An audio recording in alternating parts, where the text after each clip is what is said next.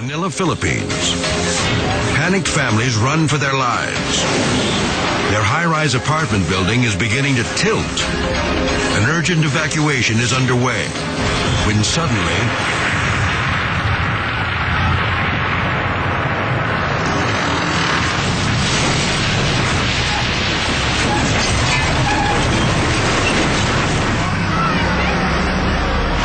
men, women, and children are still running for safety when the foundation gives way. The building rips through power lines, threatening to ignite the entire neighborhood.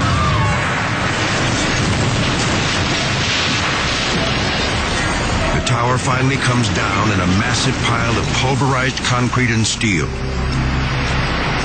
Hundreds are now homeless. Their possessions gone forever.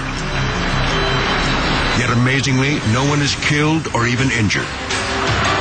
Shoddy construction is blamed for the disaster. Criminal charges are filed against the building's owner. He's lucky they don't include murder.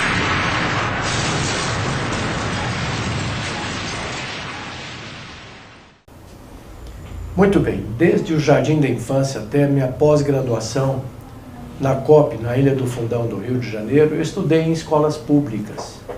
Eu me senti agora no dever de cidadão de poder devolver para a comunidade técnica o que eu aprendi, o que eu vi na minha experiência, pois nesses 44 anos de magistério na Universidade de Brasília e outros 10 na Faculdade de Engenharia e Esplan, e mais perto de 11 mil contratos e obras das quais eu fui responsável da técnica, achei por bem devolver um pouco dessa experiência, esse conhecimento para todos aqueles que pudessem me ouvir.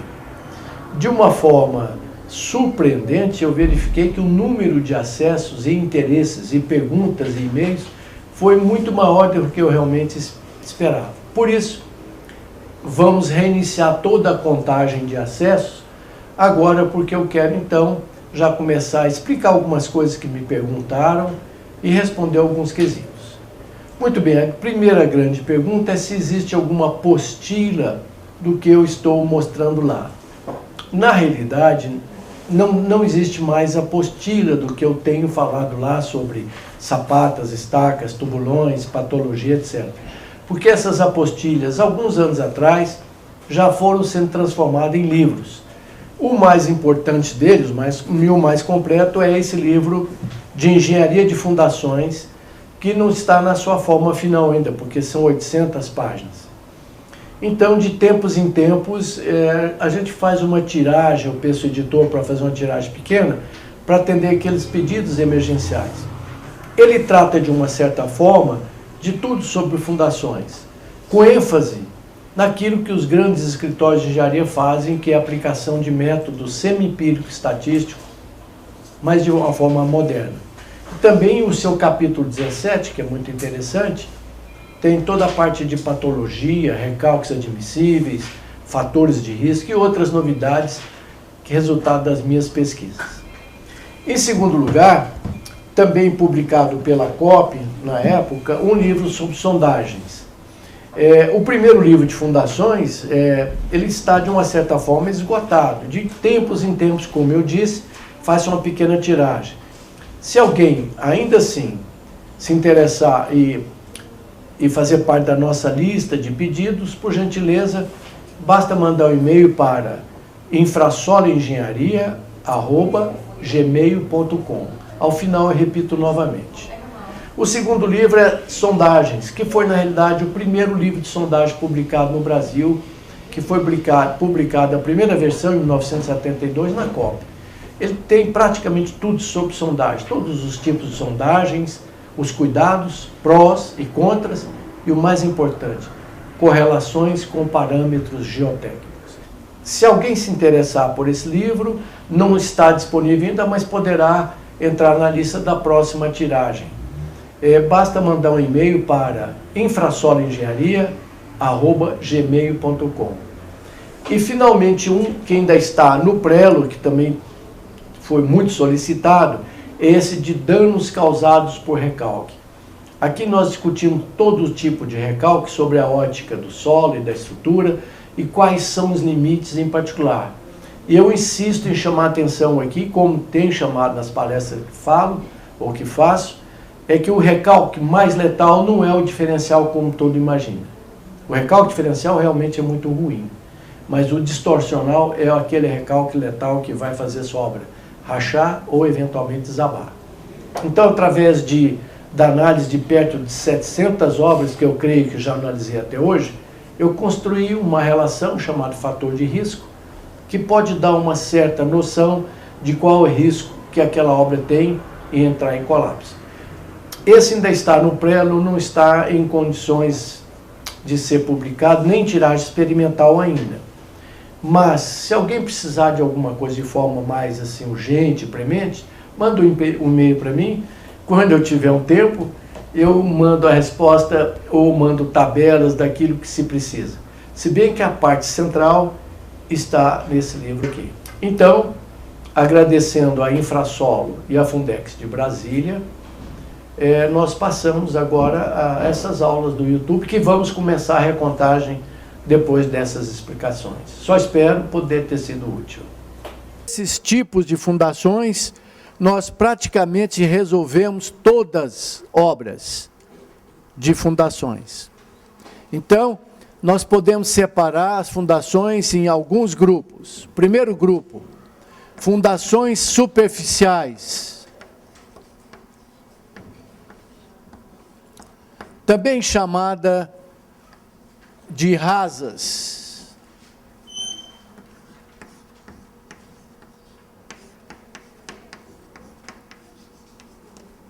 Também chamada de diretas.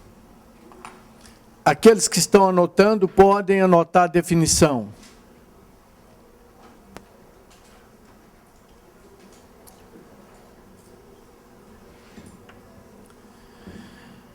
São fundações incapazes de transferir carga por atrito lateral,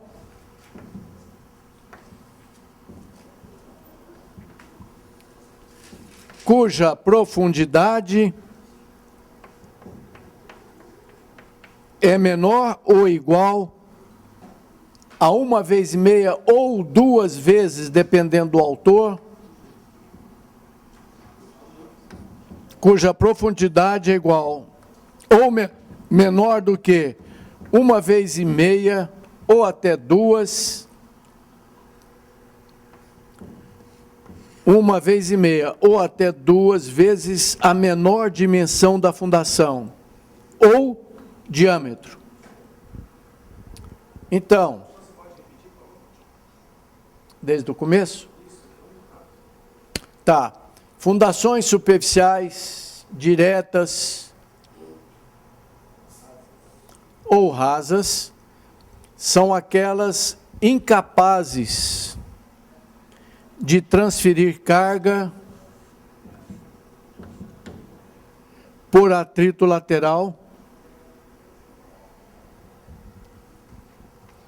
cuja profundidade é 1,5 vezes ou até 2, depende do autor e das condições do solo, 1,5 vezes a menor dimensão ou diâmetro.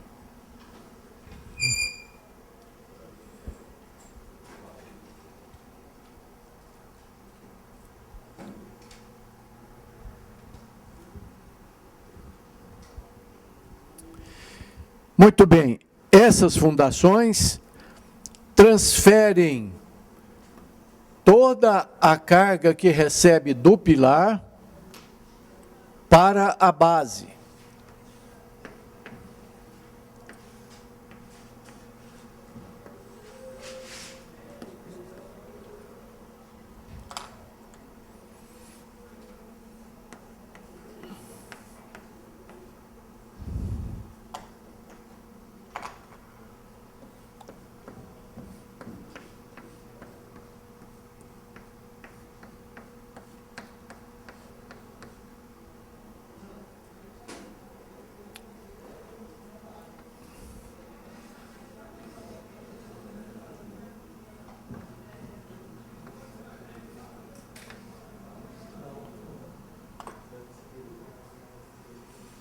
elas são incapazes de transferir cargas por atrito lateral no fuste. No fuste, ou no colarim, ou no pescoço da sapata, ou pilarete. Nós veremos durante todo o desenvolvimento do curso que, em geral, uma fundação transfere carga.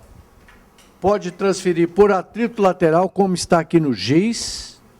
Depois eu vou explicar isso melhor. Ela pode pegar a carga de um pilar e transferir só por atrito lateral, gerada pela tensão cisalhante entre o meu dedo e o giz. Pode também transferir carga só pela ponta, é o caso de fundações superficiais. Eu estou aplicando aqui, olha, 50 gramas de pressão, vou mais, meio quilo, está passando só pela ponta. Ou, de uma maneira geral, eu posso transferir carga só por atrito, não só por atrito, mas por atrito e por ponta. Então, uma fundação, conforme definido na primeira aula, é um transferidor de carga. Eu recebo a carga do pilar e passo para o solo. Isso pode ser feito de duas formas: por atrito lateral, como aqui está, ou por ponta, estacas, por exemplo, de ponte, que atravessa a lama, não tem nenhuma contribuição lateral, ou mais comum, ela trabalha por atrito e por ponta. Mas as fundações rasas ou diretas são incapazes de transferir carga por atrito lateral. Toda pela ponta. E aqui nós nos baseamos, porque na realidade, o que eu preciso para projetar e executar a sapata é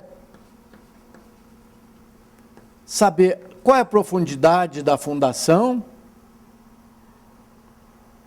e quais são as dimensões da fundação.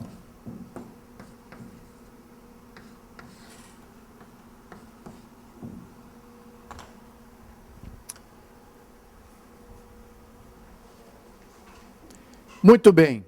Todos vocês já viram o laudo de sondagem, mas eu vou trazer aqui um laudo de sondagem para vocês só relembrarem. Há uma recomendação na prática de que não se coloca a fundação em terreno com menos de 20 golpes na sondagem, aqueles 20 golpes para fazer cravar 30 centímetros.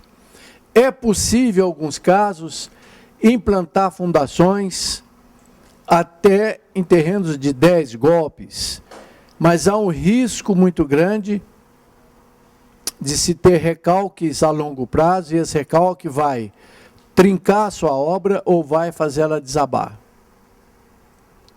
Então, a profundidade normalmente das fundações superficiais é escolhida pela sondagem. Nós vamos fazer isso várias vezes, nós veremos isso durante o curso todo.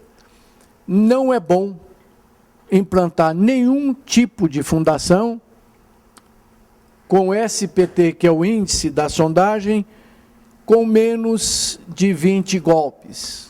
É possível, em alguns casos, isso acontecer, mas são casos especiais, precisa tomar cuidado. Quer dormir em paz?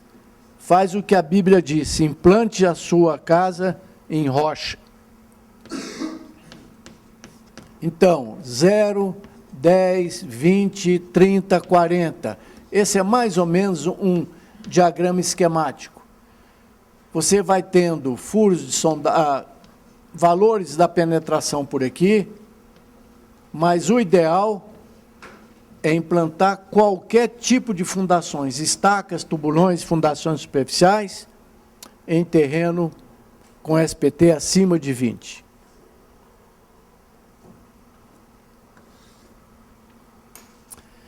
Eu não sei se eu já falei sobre observação profissional já, eu acho que não, né? Então, observação profissional número 7. Hã? Mas, já falei. Muito bom. Por que a fundação superficial não é capaz de transferir carga por atrito lateral, como eu estou segurando esse microfone? Só atrito lateral entre minha pele e a peça de aço aqui polida. Só por atrito lateral. Se eu botar uma ponta, vai colaborar nesse atrito. Mas a fundação chamada superficial não transfere carga por atrito lateral. Por quê? Porque essa relação de 1/2, que é básica da definição, lembram-se, fundação superficial, pode decorar isso, que isso vai cair nas provas, nos provões, nos projetos, tudo. É aquele que não transfere carga por atrito lateral, essa tensão é chamada cisalhante, e a sua profundidade, de uma maneira muito geral, é menor do que 1/2, a menor dimensão. Se for uma sapata longa de 2×10, prevalece a menor, 2. Se for redondinha, é o diâmetro. Por que isso? Porque nessa relação da profundidade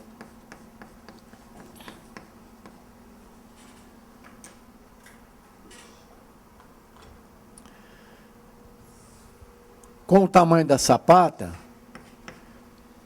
uma fundação para romper, lembram-se 2 fenômenos. Um é infarto, ruptura, é brusca e catastrófica, acontece entre 3 dias e 7. E outro é o câncer, mata lentamente, que é o recalque.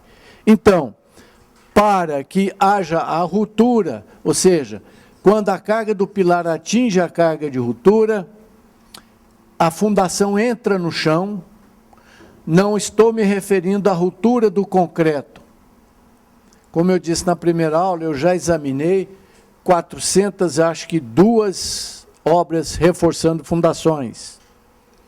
Só 4 delas, ou no máximo 5, não me lembro, tinha ruptura no concreto. O restante era o solo. O solo rompe, igual ao concreto, trinca.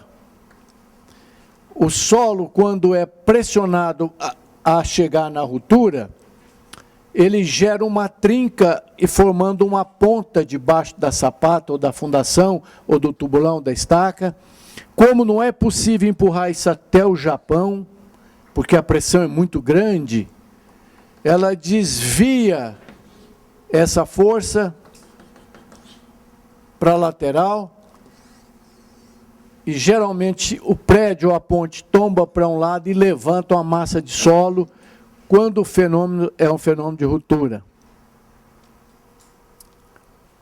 Muito bem.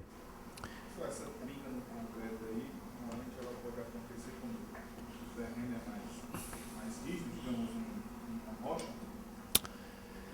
A pergunta dele é se essa trinca no concreto pode acontecer. Se não nessa aula, na próxima eu vou falar sobre estruturas críticas. Estrutura crítica na engenharia é aquela que desaba sem muito aviso. Eu não conheço nenhum caso, eu já examinei perto de 700 obras. Todas elas avisaram. Às vezes o aviso é meio sutil. Por exemplo, marquise, que é muito grave, essa que é perigosíssima, a trinca acontece em cima. Então ninguém sobe em cima de marquise para ficar verificando se aquela trinquinha na junção dela com a estrutura, se está existindo. A gente vê de baixo, manchas. Se tem ferrugem, é sinal de que o ferro negativo, que é o principal, está sendo corroído. Então tem que subir em cima e corrigir. Ou flecha. Ela cede um pouco quando enfraquece, entendeu? Muito bem. Na prática não tem nada de sobrenatural, mas a minha experiência diz que a estrutura avisa 3 vezes. 3. A primeira dá um estalo, que deve ser parede, drywall, gesso, etc.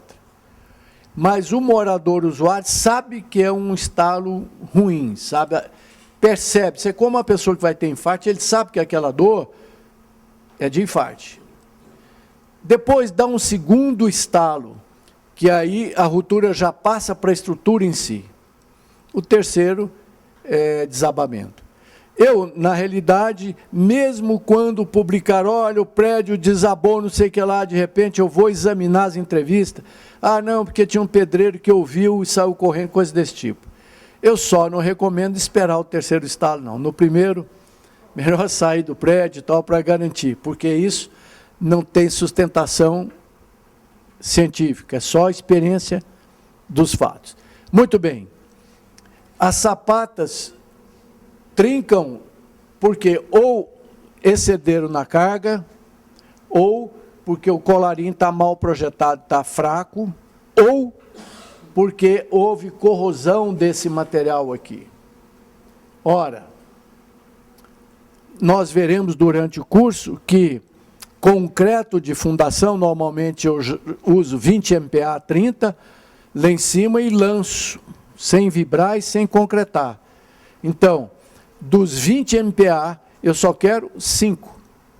5 MPa é um concretinho vagabundo, um solo cimento, dá 5 MPa.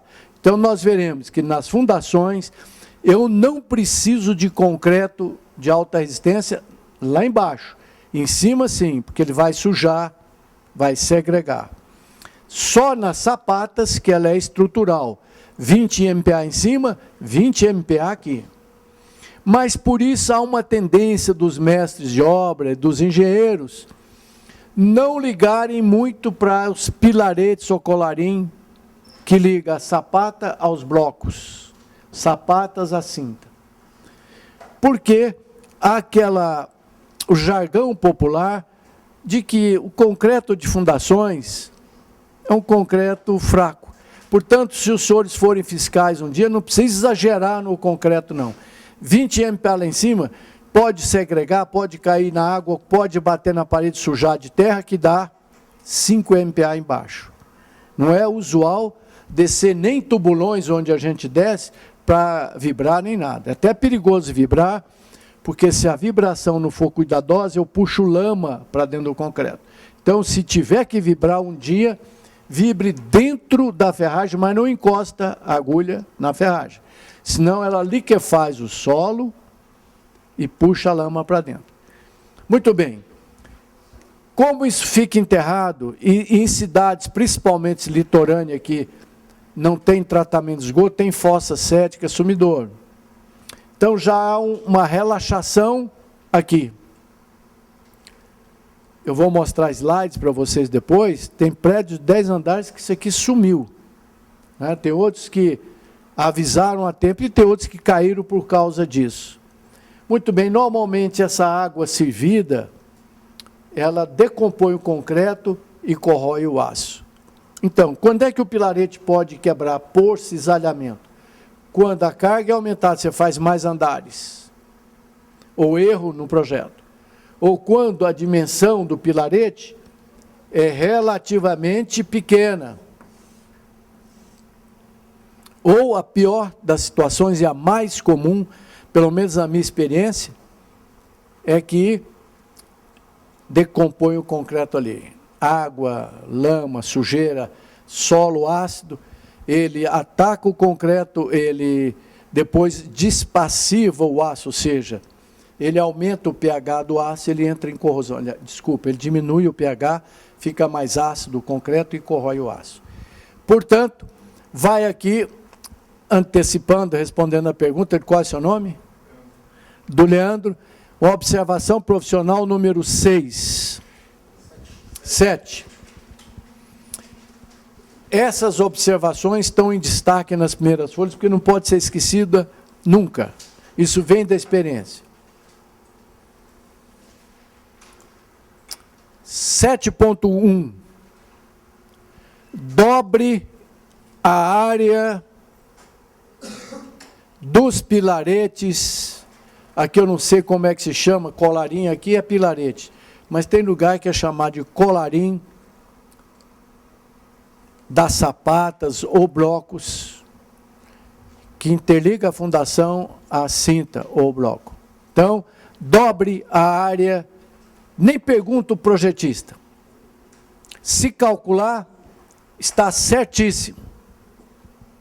Mas quer um conselho?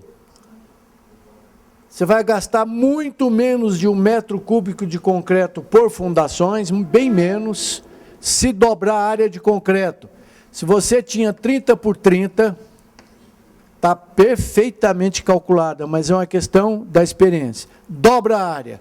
Então, eu tinha 900 centímetros quadrados de concreto, vou passar a ter 1.800 centímetros quadrados. Ora, vai dar um aumentinho de raiz quadrada de 1.800, vai ser 42 por aí, né? Absolutamente nada. Você vai evitar um problemão para o resto da vida. Mesmo porque é uma estrutura do grupo crítica. Ou seja, está trincada, ninguém vê. Não faz barulho porque está enterrada. Só quando está muito ruim é que o prédio começa a sentar, começa a rachar a caixa d'água, pilar e parede. Aí, e o pior ainda, que o pessoal de defesa civil, engenheiro patologista que não tem muito feeling ou já não sofreu, faz um laudo de vistoria e diz, ó, seu prédio não tem nada. Não tem nada, não estou vendo trinca, não estou vendo nada. Está aqui enterrado. É muito perigosa. Muito bem, então, a recomendação, a economia pequena, você dobra a área de concreto, por exemplo, de 30 por 30 para 42, 45, não sei. É só, alguém com máquina extrai raiz quadrada disso para mim, por favor. 7,2. Dobre a área da seção de ferros.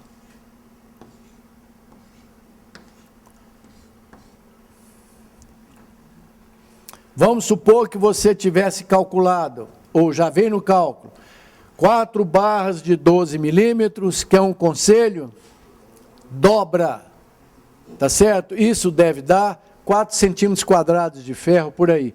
Põe 8 centímetros. Sabe quanto custa isso? 0,0. Você pode usar ponta de ferro.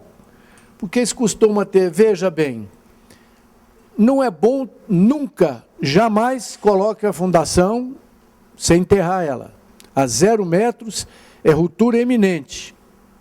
Porque esse solo é expulso facilmente. Sempre é 1 metro, 1,5 metros ideal, mesmo porque seu vizinho pode um dia escavar, pode haver uma erosão, e essa faixa é uma faixa de muito entulho. Então, 1,5 metros. Se você tiver uns 60 centímetros, se for sapata flexível, ou 1 metro se for bloco, vai ter 50 centímetros de colarinho. Sobra de ferro, você coloca toda ali. Vai ganhar uma segurança adicional a custo zero. Então, voltamos ao assunto. Para haver ruptura de qualquer material, inclusive no concreto, rompeu por compressão. Aqui não dá, mas se tiver um tempinho depois, eu dou uma aula sobre patologia e interpretação de trincas, é o que eu faço o dia inteiro. Pilar trincou por compressão. Cuidado. Você tem, eventualmente, o principal inimigo das obras não é tensão, não é ruptura por compressão, é cisalhante. Realmente, quem provocou? Compressão, mas ela rompeu por cisalhamento. Cisalhamento implica no deslizamento de uma partícula em relação a outra. Isso é um nome maravilhoso espanhol, cisalhamento. Implica em movimento de partículas. Recalque não. Não há deslizamento, há simplesmente uma aproximação, diminui os poros. São 2 fenômenos, um lento, vai saindo a água, lembra? Nós já falamos no recalque primário, adensamento e tal. Aí o outro fenômeno, cisalhamento. Desculpa. Muito bem. Querem anotar? Isso não é observação profissional, mas coloca aí. Você sabe o que é tensão cisalhante?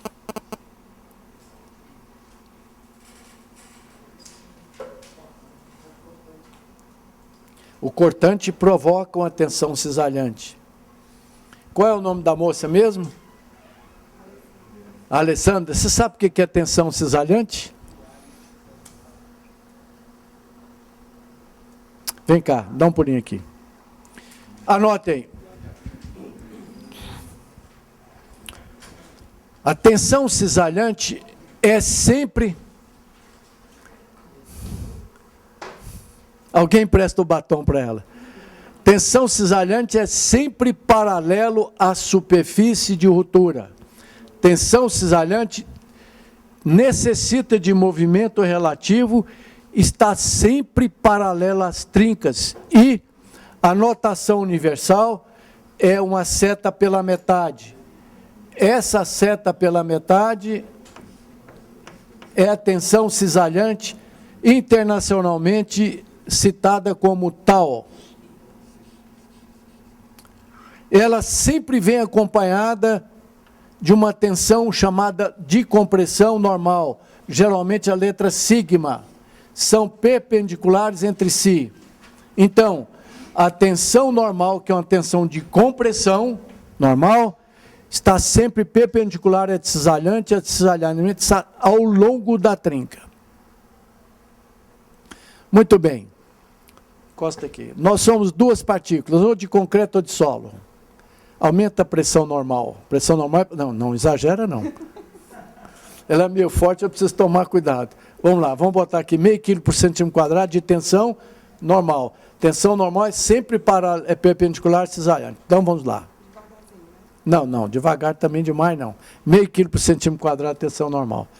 Agora, eu estou rompendo, você não, você é a partícula de lá. Está sentindo uma tensão cisalhante na pele do braço? Estou. Muito bem, porque houve um movimento relativo. Volta aqui para o quadro. Esse grãozinho é empurrado, esse não. Então, há uma resistência. Eu tive que fazer força para descer. Vem de novo. Você está se aproveitando de mim. Depois da 12ª vez, aí nós conversaremos melhor. Mas vamos lá, agora nós dois vamos agachar, ou seja, nós dois estamos, não tem movimento relativo. Vamos lá? Sentiu o cisalhamento do braço? Não. Na sapata, esse grãozinho aqui, olha, não descola do colarinho, desce tudo junto. Vai descolar aqui, olha. Se fosse uma estaca, não. Como a estaca é muito funda, as tensões, a pressão da própria terra faz a trinquinha voltar para aqui. A hora que a trinca volta por aqui, significa dizer que esse grãozinho está deslizando, gera uma tensão cisalhante. Então, dois conceitos. Cisalhante sempre tem movimento relativo entre partículas. E outra, é sempre para... Pode decorar que vai cair na prova. Engenheiro acha que não tem que deduzir tudo, que nosso raciocínio é cartesiano. E é mesmo. Mas cartesiano, a gente quer chegar daqui para lá, não fica batendo nos obstáculos. Decore algumas coisas, depois você vai entender. Advogado, não. Tá aí, quer ir daqui para lá, ele vai ali, bate, sobe, desce, tal, conversa, às vezes volta, nem chega lá. Não é o nosso caso. Muito obrigado. Muito bem. Então, por que é que a fundação superficial não transfere carga por atrito lateral? Está aqui, olha, atrito lateral puro. Se romper, cisalhamento vertical aqui, olha, a trinca não está aqui, olha, cisalhamento. Então, ele não transfere carga, porque como ela é rasa, e quando é que ela pode ser chamada de rasa? Não sei. Depende da largura. Mas quando isso acontecer, esse solo é empurrado para cima. Deixa eu ver aqui um exemplo bem conhecido disso. Ah, está aí. Você está andando na praia.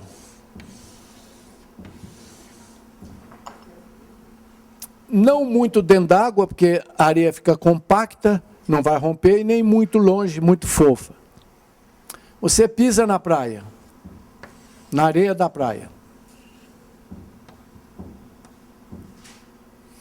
Essa força é transferida para uma pressão aqui.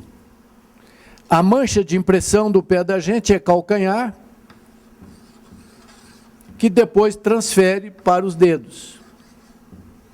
Dependendo do seu peso, que dividido por essa área dá pressão, e dependendo da compacidade da areia, ela rompe.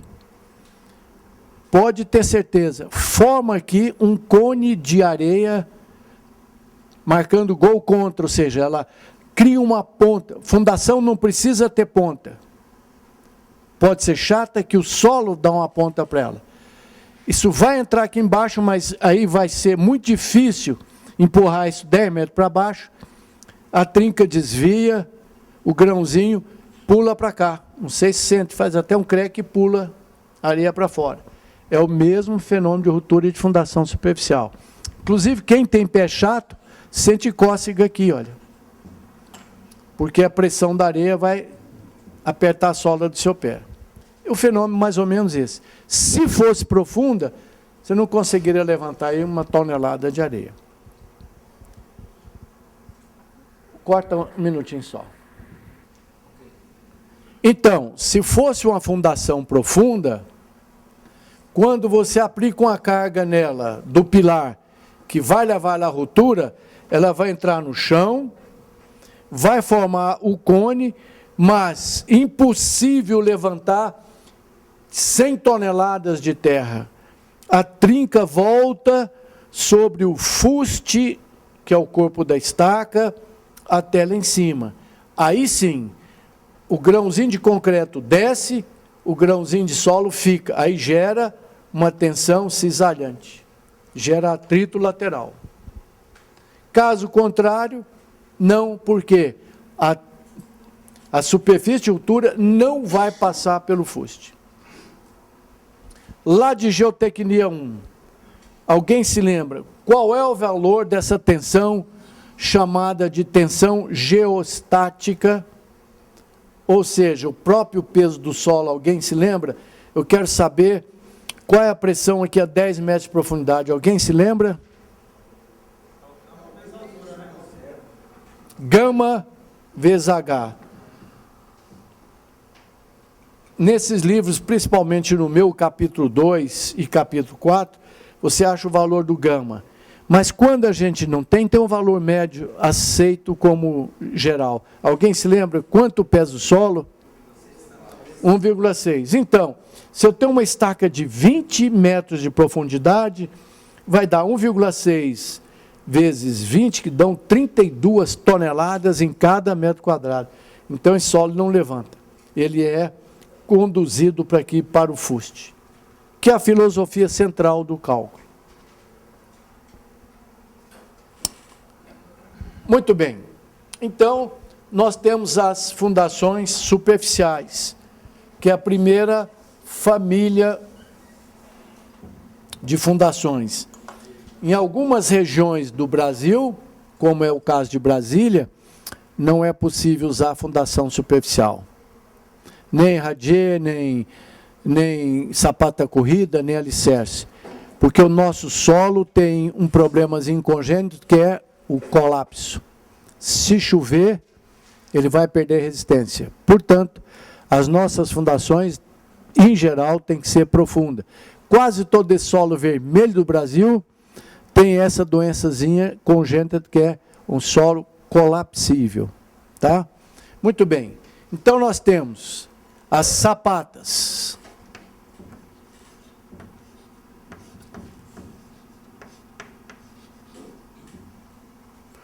Que são fundações superficiais.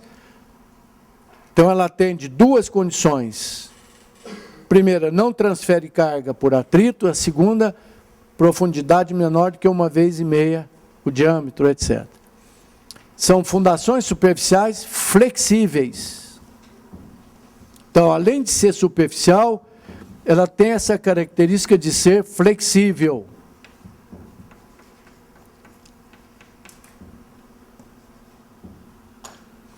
Em geral, não é uma regra absoluta, mas quando a alturinha da sapata for menor ou igual a 1/4 do seu lado menor,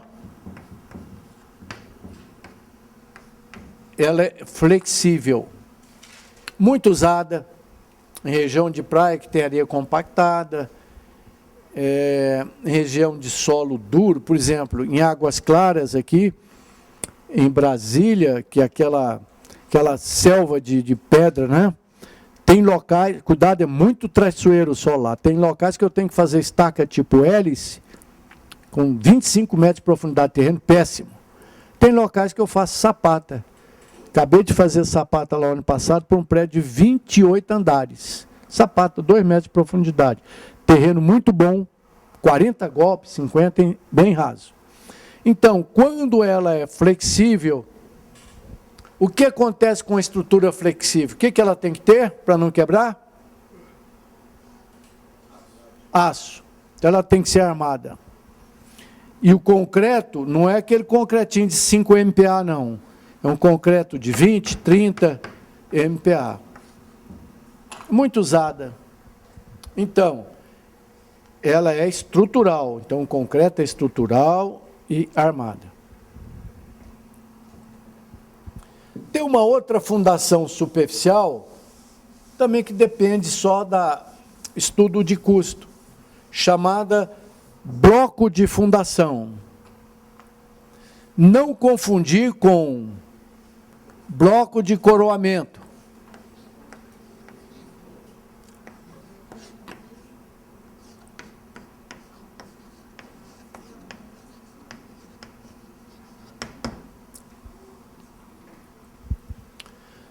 Essa letra está bem legível, tamanho? Então, bloco de fundação é uma fundação superficial, portanto, atende a 2 pré-requisitos. Não transfere carga por atrito lateral e a sua profundidade é menor ou igual a 1,5 vezes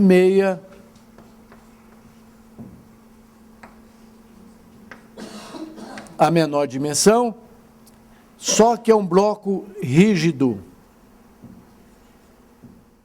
Quando possível, então, concrete contra barranco. É difícil explicar isso para um fiscal. Mas o concreto do solo, do baldrame, da cinta e do bloco, em contato com o solo, vai contar com ajuda muito importante, chama-se empuxo passivo. Se houver um erro de locação, que sempre tem, 68% das obras de fundações que eu examinei, cheio de fiscal e topógrafo, tinha erro de locação. Depois eu vou mostrar mais tarde que 10% do diâmetro você pode errar, que não tem problema nenhum. Ou seja, um tubulão de 1 metro, se errar 10 centímetros, pode continuar dormindo em paz. Então, melhor concretar contra barranco, porque você vai contar com uma ajuda muito boa, chamado empuxo passivo. O nome é o nome trocado errado, o passivo é o maior. Vai economizar uma escavação maior, porque quando você vai botar forma, tem que ter um espaço para o carpinteiro entrar. Vai economizar madeira, vai economizar mão de obra para fazer a forma, vai economizar a retirada da madeira, vai economizar a compactação, porque ela não pode ficar frouxa. É muito comum encontrar tábua podre e tal, a fundação está solta do solo, isso é um problema. Vai ganhar com tudo isso o empuxo passivo. Portanto, basta chapiscar a parede, desde que seja um solo coesivo, senão ele fecha. E coloca uma cama de brita no fundo, compacta bem, que ele vai te ajudar numa necessidade maior, que é o recalque imediato. Tá bom? Muito bem, pois não.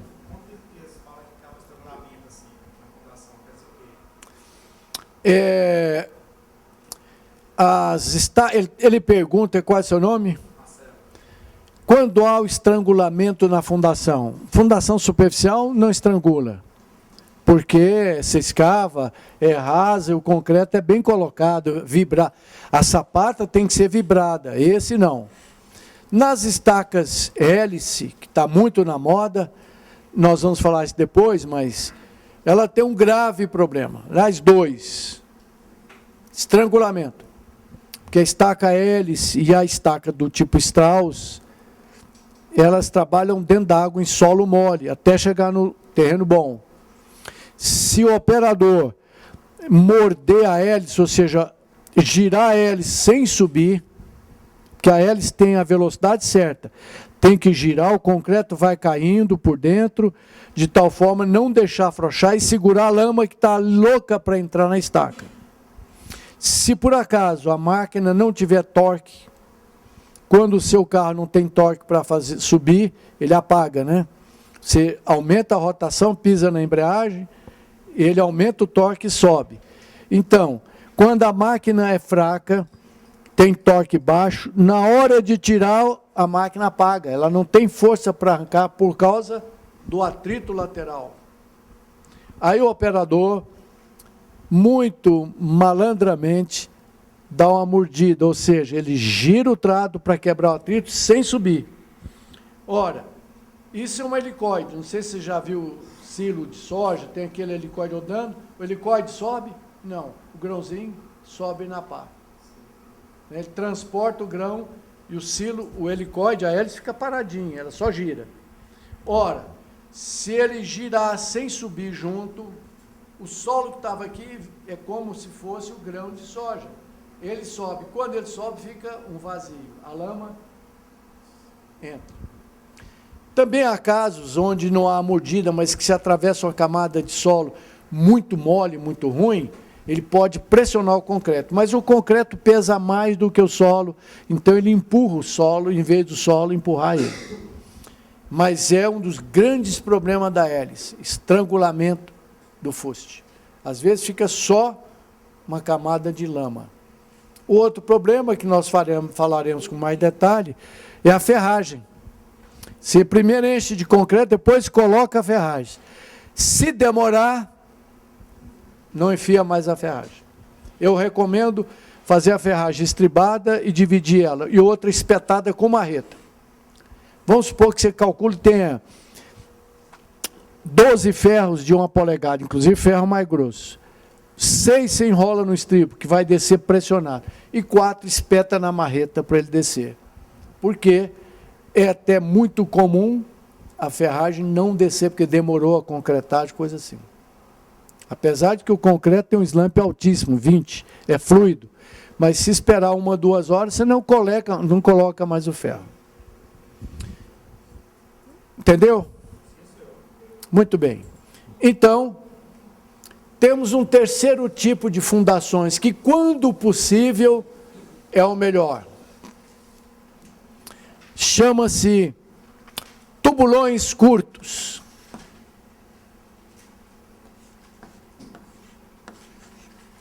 Nós veremos mais tarde que tubulões propriamente dito são fundações profundas onde sempre prevê a descida de alguém dentro. É a única diferença de tubulão e estaca. Se fizer um tubulão que vai descer alguém, porque tem que descer, abre uma base, nem que não precisa. Uma basezinha cortada 10 centímetros, porque o tubulão tem que ter 60. A não ser ter uma... Eu tenho uma equipe de piauense que é muito bom, que desce em tubulão de 50. Mas não é todo mundo. Então, já que desceu, risca 10 centímetros. O tubulão que tinha 60 passa a ter 80. Faz uma basezinha, porque o tubulão leva vantagem. Você limpa o fundo, rapa, deixa um terreno muito bom. Ora, um tubulão de 60 tem área de 0,28 metros quadrados. Um tubulão de 80 tem meio metro quadrado. Você dobra a área gastando uma lata de concreto. Você dobrou a força. Né? Se dobra a área, força igual a área vezes pressão. Tá bom? Então, existe a possibilidade de fazer tubulão curto. Qual é a característica do tubulão? É uma fundação que se desce dentro.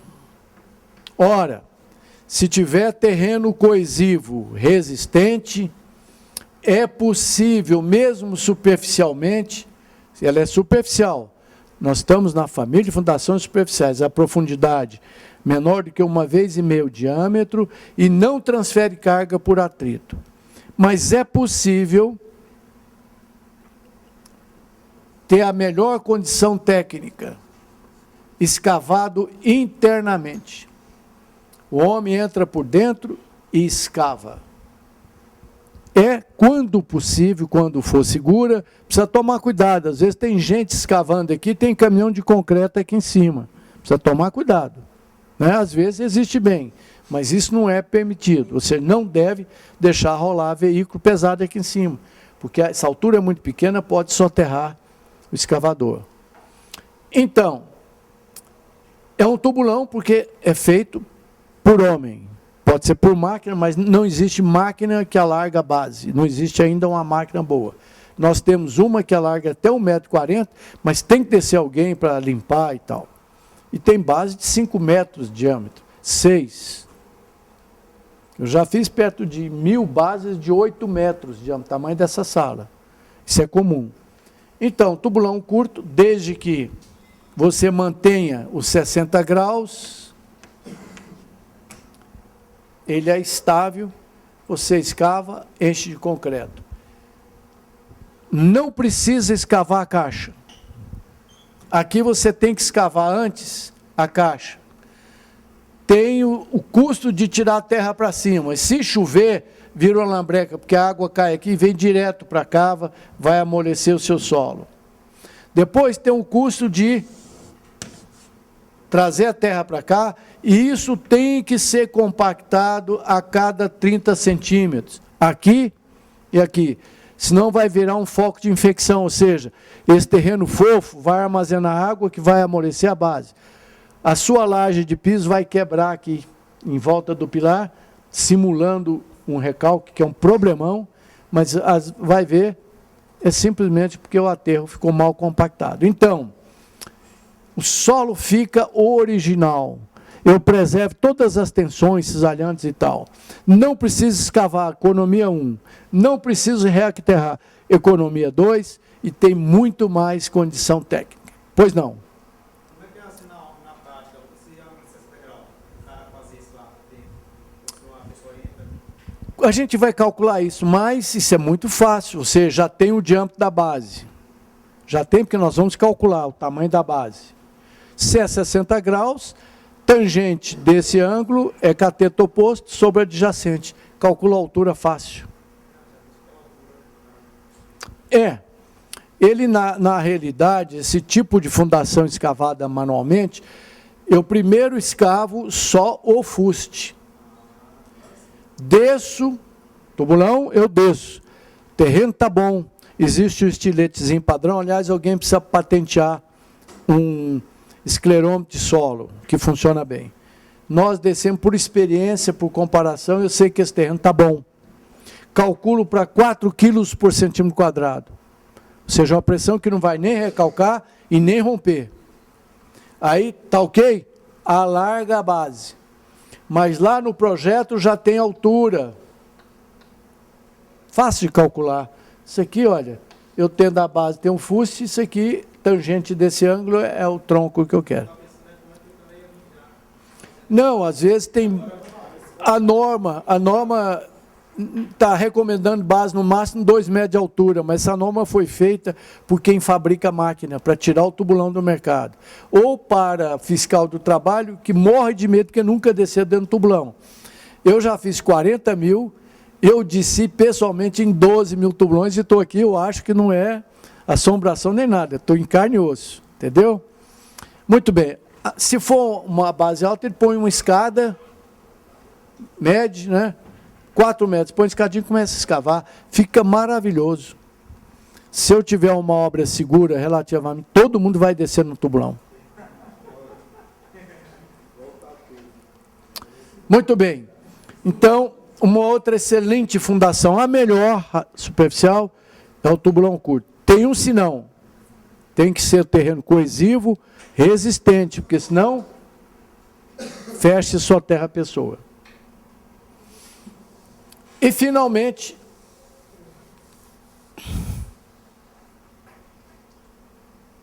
dentro do grupo de fundações superficiais, nós temos os radiês. Se não fosse difícil de calcular, e obriga a se fazer uma provinha de placa no terreno, seria a melhor fundação. O que é o radier? É uma placa de concreto, transmite pressões baixas para o solo, né? Você imaginou que legal se eu fizesse escavação do subsolo e fundia uma placa lá e pronto, subiu o prédio? É possível, mas é chato de calcular, impreciso e tem que fazer ensaio. Então nós temos os radiers flexíveis.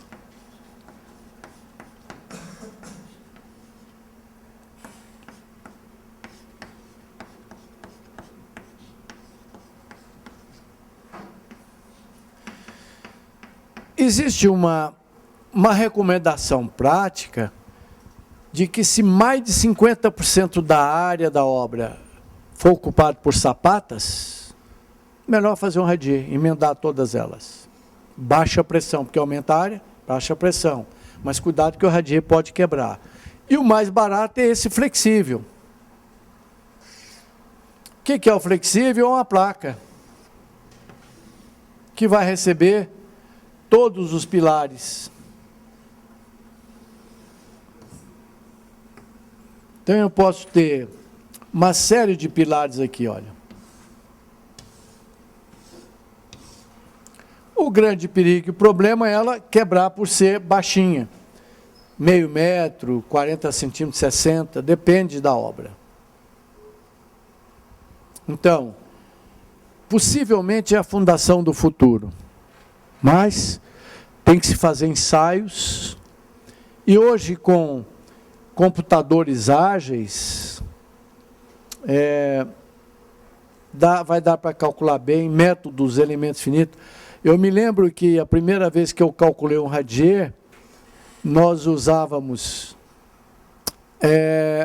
eu usava um computador, um IBM 1130, o famoso Galileu, tinha 8K de memória. Vou repetir. 8K de memória, que é muito menos do que o celular desse. Para rodar o programa, não tinha monitor, era conversado com esfera.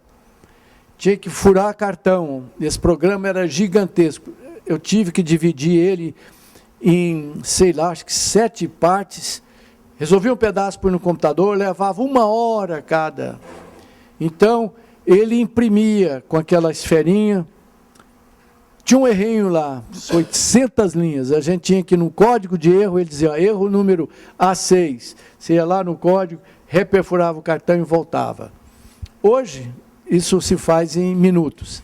Eu quero crer que, se continuar evoluindo os métodos dos elementos finitos, se a gente tiver parâmetros, porque método nenhum de cálculo presta se os parâmetros não forem bons. Fazendo isso, vai ser uma grande fundação. Então, nós temos o radier flexível, e se desconfiar que ele vai fletir muito, vai quebrar o prédio, nós fazemos o radier rígido, ou, antes, semi-rígido, ou radier grelhado. O que eu faço? Para enrijecer ele, eu faço uns sistemas de viga em cima. Então, faço vigas, e aqui, então, apoio os pilares. Às vezes eu faço viga nos 2 sentidos. É lógico que aí começa a perder a beleza. Vista em planta, seria uma coisa mais ou menos assim, uma retícula desse tipo, olha. Chamado de radier grelhado.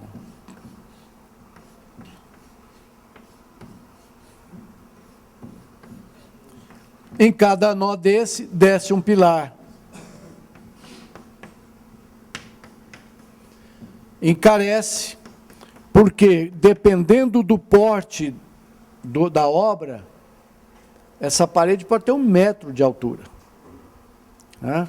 Pode ter 1 metro de altura para evitar flexão. E, finalmente, o radier celular chamado egg box, ou seja, radier rígido.